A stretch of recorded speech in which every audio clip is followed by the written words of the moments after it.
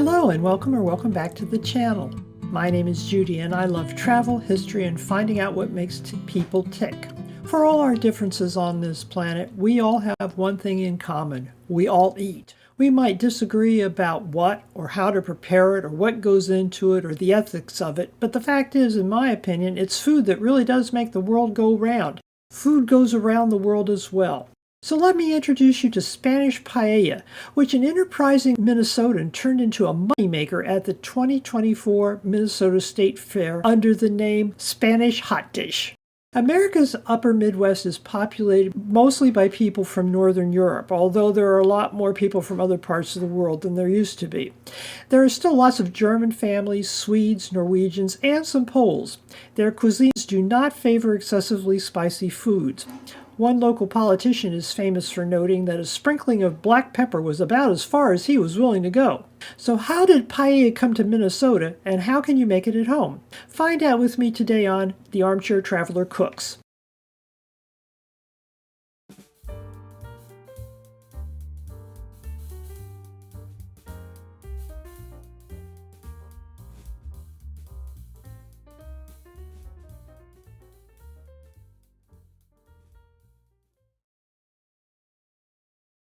If you've ever visited the Midwest toward the end of summer, or even seen the movie State Fair, you already know that state fairs have always played a very important role in Midwestern cultural life. State fairs are celebrations of local culture, agriculture, entertainment, and community spirit, but occasionally something new does sneak in. There are always carnivals, rides, people hawking all kinds of wares, horse races with the local bookie to be found hanging around at the quarter-mile marker, usually under a light post, plying his trade and generally left unmolested by the local police until well after the last race, when they arrest him because gambling was illegal. Fairs bring together people from all walks of life and sometimes distant areas. Before the interstate highway system was built, people used to make this a 3-day event, bunking with nearby friends or neighbors, not to save money particularly, but because the distances were too great to come and go more than once. I'm from Indiana and can vouch for the fact that lordy do they eat. Grilled pork chops, formerly served on Wonder Bread as a sandwich, but now more often on a stick so you can eat while you're walking around. Corn roasted on the cob, unhusked, opened up only after you buy it, and dipped in melted butter. Lemon shake-ups, about a quart of lemonade made with sugar syrup in front of you. Funnel cakes. These are deep fat fried in oil heated with propane in constant danger of exploding. Corn dogs, one of former President Bill Clinton's favorite foods, at least until his heart surgery. The man never met a deep fat fried anything he could pass by. State fairs come only once a year and only last for a few days. This might be on account of the fact that the food coma that results takes a year to wear off. So how did paella, something so odd-sounding, come to the Minnesota State Fair? First, we need to figure out what we're dealing with. We'll start with the origin of paella, which comes to us from modern Catalonia.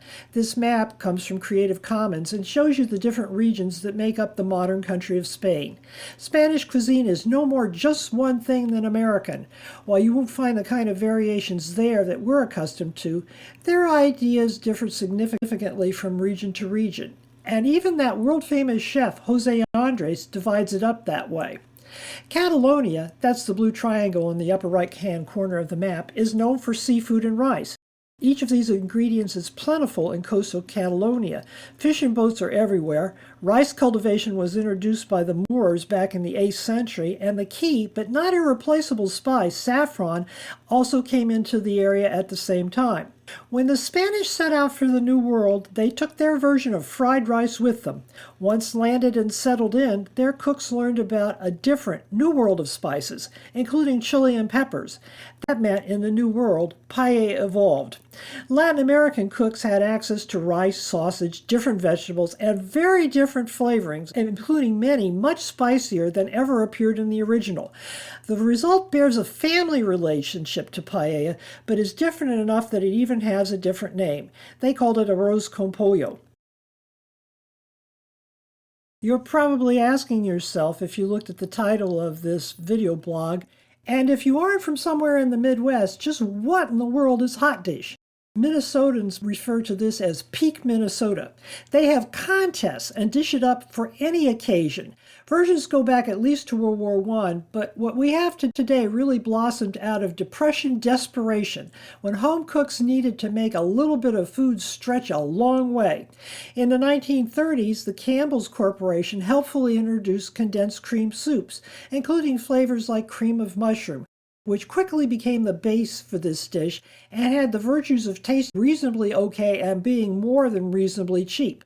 Plus, it meant the home cook no longer had to muck around making a white sauce. Cooks added ground up or chopped whatever they could lay their hands on, sometimes basic vegetables like onions and canned peas, poured it into a casserole dish, topped it with mashed potatoes, and let it bake. In the winter, baking in the oven served a second very important purpose. It heated the otherwise very cold kitchens during a Minnesotan winter. Hot dish changed again in 1953 when Ore-Ida potatoes had a surplus of scraps from frozen French fries. They ground up these frozen bits and added some spices, formed them into nuggets, deep fat fried them, and froze them.